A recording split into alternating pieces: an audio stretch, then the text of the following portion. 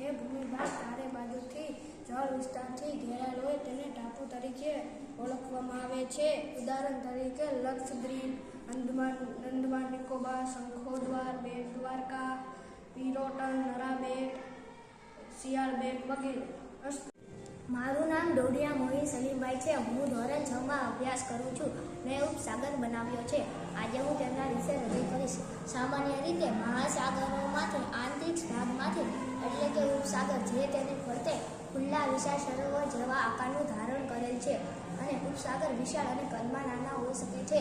ભારતમાં બંગાળનો ઉપસાગર તેનું શ્રેષ્ઠ ઉદાહરણ છે. અસ્તુ.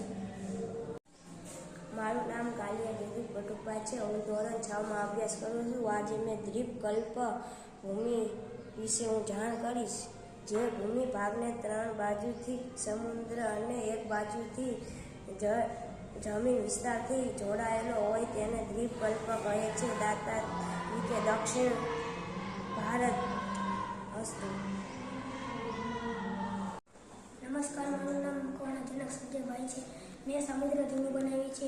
બે જળ વિસ્તારને જોડતી સપાટીને સમુદ્ર ધૂની કહેવામાં આવે છે. ઉદાહરણ તરીકે ભારત અને શ્રીલંકાની